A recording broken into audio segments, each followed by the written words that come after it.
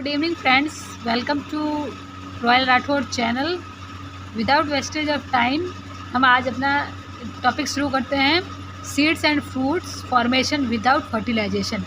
Seeds या fruits का formation fertilization के बिना। ये जो सीड्स का फॉर्मेशन होता है वो 3 मेथड से होगा। एपोमिक्सिस, दूसरा है पॉली एम्ब्रियो और थर्ड है पार्थेनोजेनेसिस। अब एपोमिक्सिस के बारे में, एपोमिक्सिस के थ्रू जो ये फ्रूट बनेंगे वो 2 तरीके से बनेंगे, वो हम पढ़ेंगे इस वीडियो में। इसके अलावा जो पॉली एम्ब्रियो है, इसमें हम 2 प्रोसेस को पढ़ेंगे, 2 टाइप की पॉली एम्ब्रियो को पढ़ेंगे, ट्रू पॉली एम्ब्रियो और फॉल्स पॉली एम्ब्रियो। जो ये पार्थेनोजेनेसिस है, इसमें भी हम 2 टाइप की पार्थेनोजेनेसिस पढ़ेंगे, एक वेजिटेटिव पार्थेनोजेनेसिस, एक स्टिमुलेटिव पार्थेनोजेनेसिस। एक के बारे में हम डिटेल में डिस्कस करेंगे। पहला हम एपोमिक्सिस के बारे में पढ़ेंगे। जो एपोमिक्सिस होती है वो एक टाइप का एसेक्सुअल रिप्रोडक्शन है। इसमें क्या होता है कि इस प्रोसेस में वो एक मिमिक्री होती है ना, एक नकल होती है। वो सेक्सुअल रिप्रोडक्शन की एक नकल टाइप की है, मिमिक्री है। ये क्यों होती है? ताकि इससे सीड्स डेवलप हो सके। ये क्या है कि मिमिक्री सेक्सुअल रिप्रोडक्शन है to produce seed in flowering plants. जो फ्लावरिंग प्लांट्स होते हैं उसमें सीड डेवलप हो सके, इसके लिए ये एक टाइप की मिमिक्री है एपोमिक्सिस। इसमें क्या होता है कि ये 2 टाइप से हम जो सीड्स होते हैं वो डेवलप होते हैं। जैसे फर्स्ट है एन अनफर्टिलाइज्ड डिप्लॉयड एग। जो एग होता है, डिप्लॉयड एग होता है, वो अनफर्टिलाइज्ड होता है, वो डेवलप होकर एम्ब्रियो बनाता है। और किसके थ्रू? पार्थेनोजेनेसिस के थ्रू ये एम्ब्रियो बनाता है। जो डिप्लॉयड एग होता है, जो अनफर्टिलाइज्ड होता है, वो डेवलप होकर एम्ब्रियो बनाता है पार्थेनोजेनेसिस के थ्रू। इस टाइप की जो एग्जांपल है रोसासिया है, इसके एग्जांपल है। सेकंड वे में क्या है, सेकंड तरीका क्या है सीड्स के बनने का? Embryo arise directly from the nuclear cells of ovules. जो ओव्यूल्स होता है उसमें ओव्यूल्स के जो न्यूक्लियर सेल्स होते हैं, उससे एम्ब्रियो डायरेक्टली अराइज हो जाता है, बन जाता है। एग्जाम्पल जैसे अगर देखिए तो हम सिट्रस इसका एग्जाम्पल है। अब सेकेंड मेथड हम पढ़ेंगे पॉली एम्ब्रियो। जो ये पॉली एम्ब्रियो होता है, इसमें क्या होता है कि एक या एक से ज़्यादा एम्ब्रियो डेवलप होते हैं सिंगल ओव्यूल से, पॉली एम्ब्रियो में। और ये जो मेथड है, इसे डेवलप किसने किया था? लेवेनहुक ने इसे डेवलप किया था। और इसमें क्या होता है कि ये ज़्यादातर देखने को हमें एनिमल्स और प्लांट्स में देखने को मिलता है, पॉली एम्ब्रियो प्रोसेस मेथड। इसका एग्जाम्पल है 9 बैंडेड आर्मडिलो। ये इसके एग्जाम्पल है। जो पॉली एम्ब्रियोनी है, इसे हम 2 टाइप में क्लासिफाई करते हैं, ट्रू पॉली एम्ब्रियोनी और फॉल्स पॉली एम्ब्रियोनी। जो ये ट्रू पॉली एम्ब्रियो है, इसमें क्या होता है कि एक या एक से ज़्यादा जो एम्ब्रियो होते हैं वो सिंगल ओव्यूल से डेवलप होते हैं। इसका एग्जाम्पल है सिट्रस। इसके बाद में जो फॉल्स पॉली एम्ब्रियो होता है, उसमें क्या होता है कि इसमें एक से ज़्यादा एम्ब्रियो डेवलप होते हैं, लेकिन डिफरेंट ओव्यूल से। मतलब इसमें सिंगल ओव्यूल नहीं होगा, इसमें ओव्यूल्स डिफरेंट होंगे। इसके एग्जाम्पल है मैंगो। इसके बाद में हम पार्थेनोकार्पी के बारे में पढ़ते हैं। पार्थेनोकार्पी में क्या होता है कि इसमें जो फ्रूट का प्रोडक्शन होता है वो अनफर्टिलाइज्ड एग से होता है। ये जो हम ये प्रोसेस नेचुरली भी हो सकती है और आर्टिफिशियली भी। इसका एग्जाम्पल है सीडलेस वाटरमेलन। जो वाटरमेलन्स होते हैं, अपने तरबूज होते हैं, सीडलेस मतलब उसमें सीड प्रेजेंट नहीं होगी। ये इसका एग्जाम्पल है।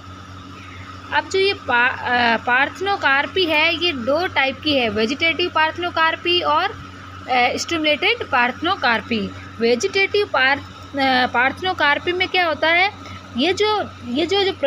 इसमें क्या होता है कि ये विदाउट पॉलिनेशन, ये प्रोसेस है वो पॉलिनेशन के बिना ही होती है। और ये पॉलिनेशन की एब्सेंस में क्या होता है कि पॉलिनेशन नहीं हो पाता, इसलिए इनमें कोई सीड्स वगैरह प्रोड्यूस नहीं होती फ्रूट में, क्योंकि इसमें पॉलिनेशन ही नहीं होता। जब पॉलिनेशन ही नहीं होगा तो सीड डेवलप ही नहीं होगी, कोई भी सीड फ्रूट में नहीं होगी। अब हम स्टिमुलेटेड पार्थेनोकार्पी पढ़ते हैं। इसमें क्या होता है कि इसमें पॉलिनेशन रिक्वायर्ड होता है फ्रूट्स प्रोड्यूस करने में। किसी फ्रूट को प्रोड्यूस करना है तो पॉलिनेशन इसके लिए रिक्वायर्ड है, पॉलिनेशन होना ज़रूरी है। इसका एग्जाम्पल है सीडलेस वाटरमेलन। इसका भी एग्जाम्पल ये वाटरमेलन है, सीडलेस। अब क्या होता है कि जो अभी जो ये हम ये पार्थेनोकार्पी होती है वो उसका क्या यूज़ है, क्यों हम इसका क्या यूज़ है, हम अपने डेली लाइफ में इसे कैसे यूज़ कर सकते हैं। जो हाइब्रिड कल्टीवेशन, फ्रूट्स का जो हाइब्रिड कल्टीवेशन होता है ना पार्थेनोकार्पी से, उसका यूज़ ज़्यादातर प्रोडक्टिविटी को इंक्रीज़ करने के लिए होता है। जैसे आजकल नॉर्मली कोई भी ऐसे कल्टीवेशन नहीं करता, ज़्यादातर सब हाइब्रिड वैरायटी का ही यूज़ करते हैं। जो हाइब्रिड, इससे क्या होता है, जो हाइब्रिड कल्टीवेशन होता है ना फ्रूट्स का, वो क्यों करते हैं पार्थेनोकार्पी के थ्रू, ताकि प्रोडक्शन या प्रोडक्टिविटी इंक्रीज़ हो सके। लेकिन क्या है, पार्थेनोकार्पी जो प्रोसेस है वो बहुत ही एक्सपेंसिव है, बहुत ही महंगी प्रोसेस है। इसके वजह से क्या होता है, हाइब्रिड सीड्स या फ्रूट्स वो थोड़े क्वाइट एक्सपेंसिव हो जाते हैं, मतलब थोड़े महंगे हो जाते हैं। इस वजह से ये थोड़ी सी प्रोसेस को अपनाने में प्रॉब्लम होती है। अब हम कुछ बेनिफिट्स पढ़ते हैं। ये तो इसके हार्मफुल थे, मतलब इसके कुछ ड्रॉबैक्स थे पार्थेनोकार्पी के। अब बेनिफिट्स की बात करते हैं तो ये क्या होता है कि बेनिफिट्स की बात करेंगे कि ये क्या होता है, जो पार्थेनोकार्पी है वो, इससे जो भी हम सीड्स वगैरह या फ्रूट डेवलप करते हैं वो ज़्यादा हेल्दी होते हैं, और जो इसके रिज़ल्ट्स होते हैं वो ईज़िली अचीव्ड हो जाते हैं। मतलब जो हमें फ्रूट चाहिए होगा, जैसे हमें सीड चाहिए होगी, तो ये हम आराम से इसको ग्रो करके आराम से हम जल्दी से इसके रिज़ल्ट प्राप्त ले सकते हैं, अचीव कर सकते हैं। इससे क्या होता है, सीडलेस फ्रूट्स हम प्रोड्यूस कर सकते हैं, और इसकी क्वालिटी, जो सीड्स और फ्रूट्स है ना, उसकी क्वालिटी में भी हम इम्प्रूव कर सकते हैं। ये क्या करता है कि जो ये लगती है किसी चीज़ को हम कल्टीवेशन करते हैं तो इसमें काफ़ी खर्चा आ जाता है। लेकिन अगर पार्थेनोकार्पी के थ्रू हम किसी सीड्स या फ्रूट्स को डेवलप कर देते तो ये इस कॉस्ट को थोड़ा कम कर देती है, इन खर्चों को थोड़ा कम कर देती है। ये क्या करती है, जो क्रॉप की जो यील्ड होती है ना, उसको इम्प्रूव कर देती है, या फिर इसको ऑर्गेनिज्म या पेस्टिसाइड्स फ्री कर देती है।